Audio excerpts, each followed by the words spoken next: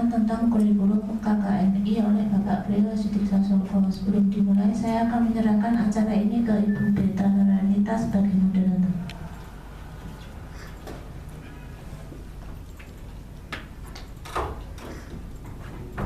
Assalamualaikum warahmatullahi wabarakatuh.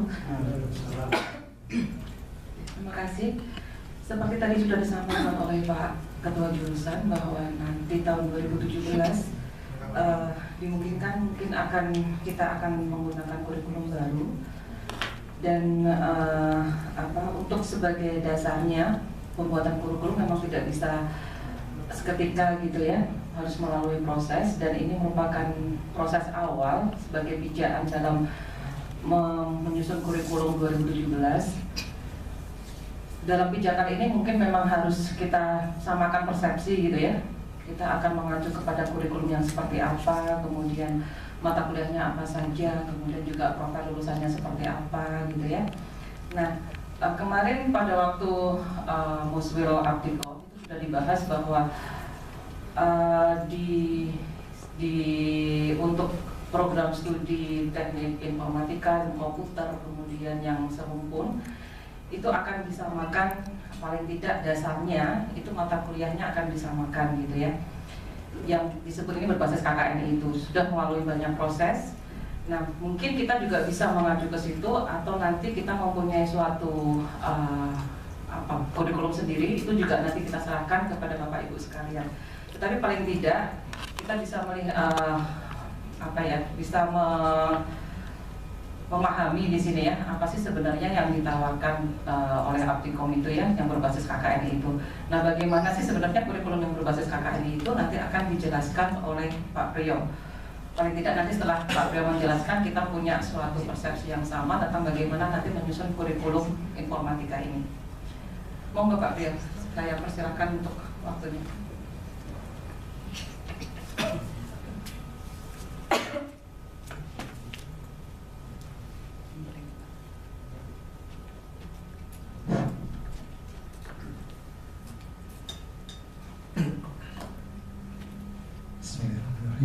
Assalamualaikum warahmatullahi wabarakatuh.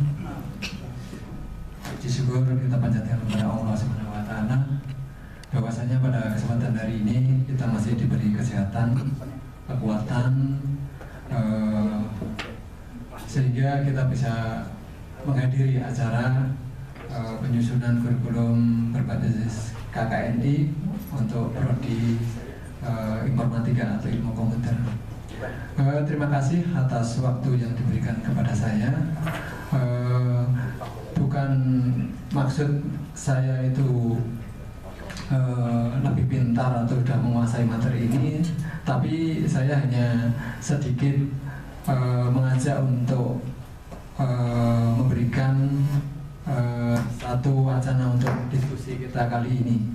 Jadi nanti hanya sebagai pengantar untuk diskusi terkait dengan penyusunan kurikulum berbasis KKNI. Oke, baiklah. Kalau kita lihat atau kita mempelajari apa yang kita lakukan di perguruan tinggi, ya, kita melakukan satu proses pembelajaran, ya, di mana di sini kita punya masukan berupa student dan lulusan SMA atau SMU dan sebagainya. Kemudian kita akan menghasilkan lulusan nanti yang siap diterima oleh pasar. Nah, untuk itu kita punya berbagai macam latar belakang pendidikan, ya. Bagaimana kita nanti mendesain sebuah proses pembelajaran yang bisa menghasilkan lulusan yang siap digunakan oleh pasar, gitu ya. Sehingga di situ bisa kita lihat kalau nanti di ilmu komputer bisa sebagai web programmer ataupun sebagai analis sistem dan lain sebagainya, ya. Job-job di sana banyak sekali, ya. Di sini nanti akan kita susun profil lulusan kita, gitu ya.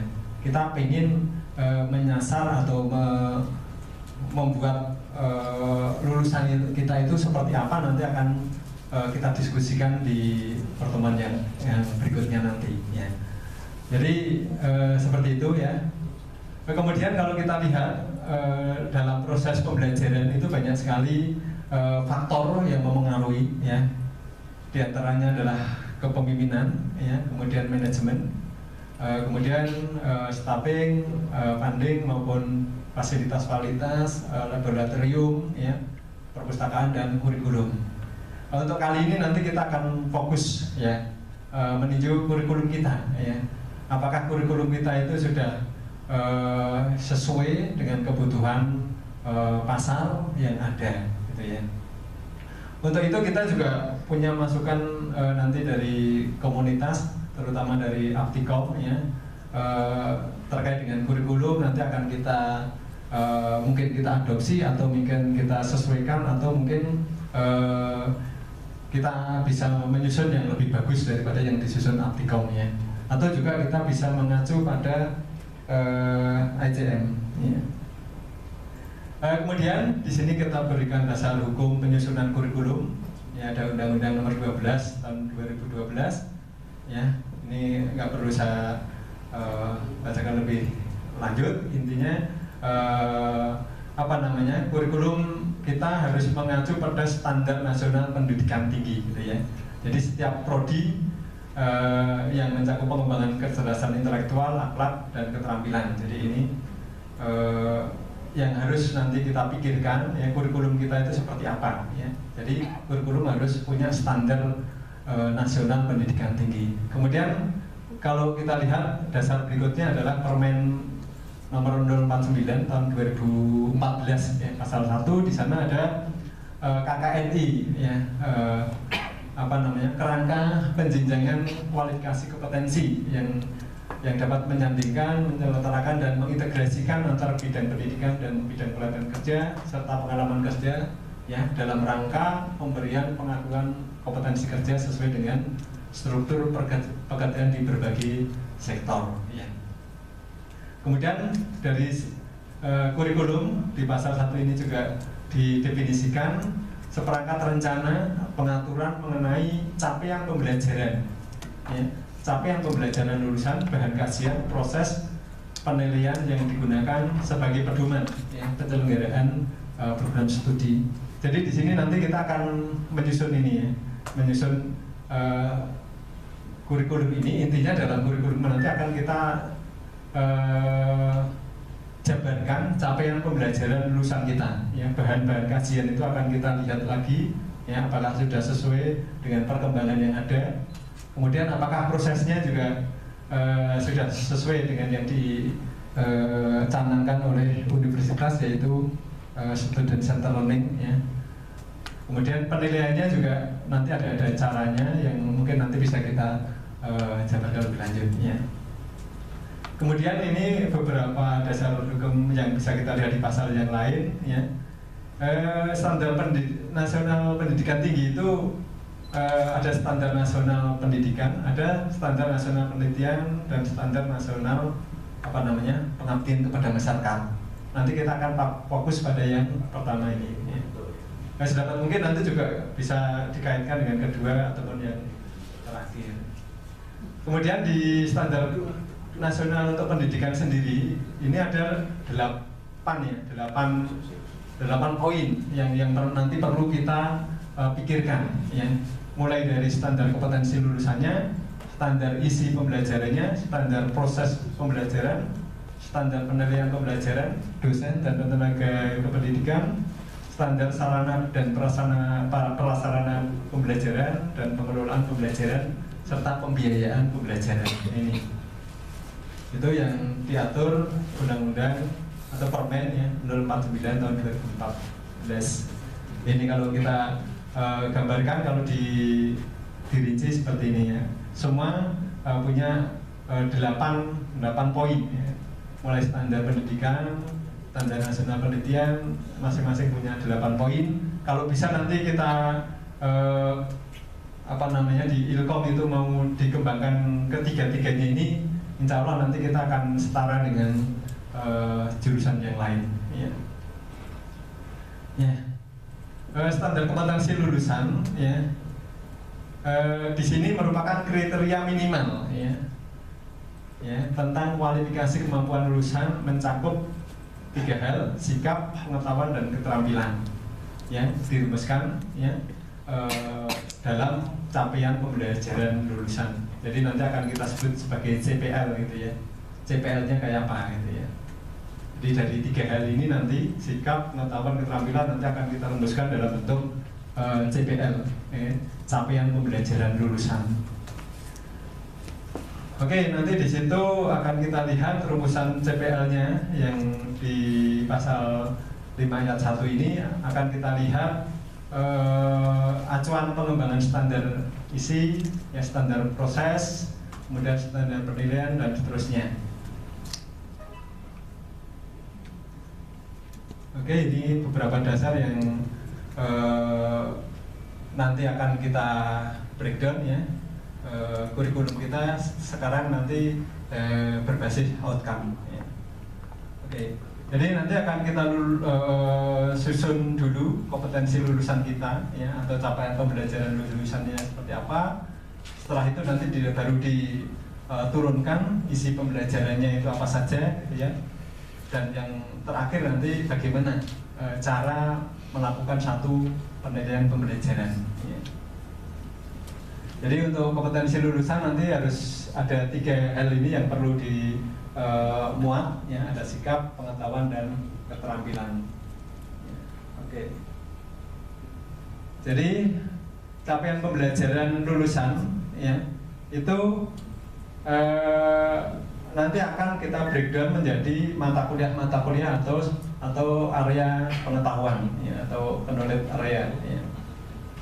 Ini sebuah contoh ya.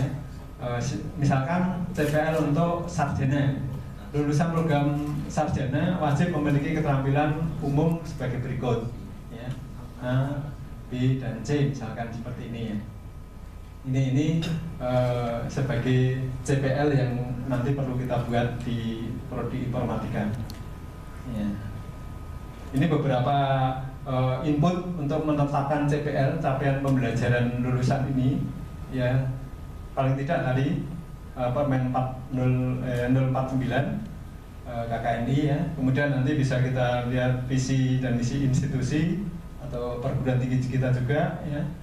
Kemudian kita bisa lakukan tracer study atau temu alumni atau focus discussion group ya, fokus group discuss ya. Kemudian juga area knowledge atau knowledge area juga nanti sebagai input penetapan ini ya.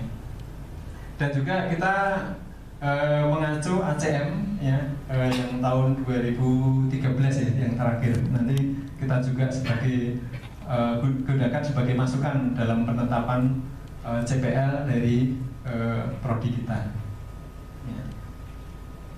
Kemudian untuk tingkat sarjana itu menggunakan KKNI jenjang 6 ya. Di sana ada beberapa hal yang perlu diketahui ya, atau nanti yang harus diimplementasikan di kurikulum kita. Bagaimana, yang pertama, bagaimana mampu mengaplikasikan bidang keahliannya atau bidang keahlian ilmu komputer dan memanfaatkan ilmu pengetahuan teknologi dan atau seni pada bidangnya dalam penyelesaian masalah ya, serta mampu beradaptasi terhadap situasi yang dihadapi, menguasai konsep teoritis, kemudian memformulasikan penyelesaian masalah prosedural ya. Kemudian juga mampu melakukan satu pengambilan keputusan berdasarkan analisis informasi dan data, mampu memberi petunjuk berbagai alternatif solusi secara mandiri maupun kelompok. Ini yang terakhir, bertanggung jawab pada pekerjaan sendiri dan dapat dipertanggungjawabkan atas pencapaian hasil kerja organisasi. Ini tingkat sarjana itu harus mampu 4 hal ini nantinya yang harus kita berikan bekal terhadap lulusan kita. Ini cara penentuan profil lulusan ya. Ini sebuah contoh ya. Program studi akan menghasilkan lulusan seperti apa? Ini yang nanti disebut sebagai profil lulusan ya.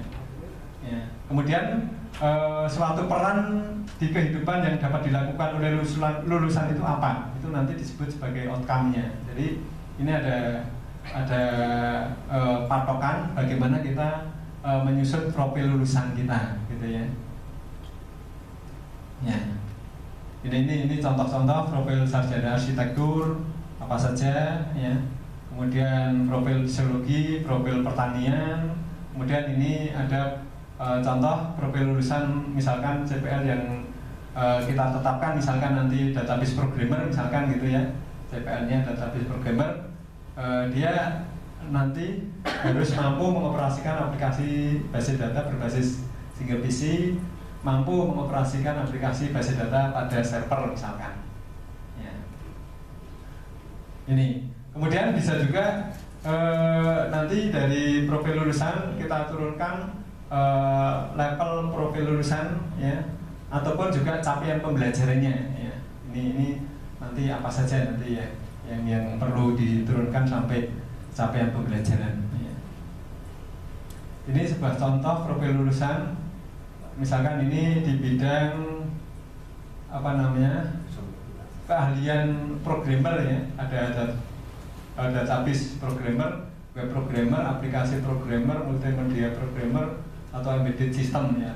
Nah, nanti kita akan tentukan itu di ilmu komputer itu, kita akan menetapkan CPL-nya itu apa gitu ya, sesuai dengan kemampuan dosen-dosen yang ada ya, itu.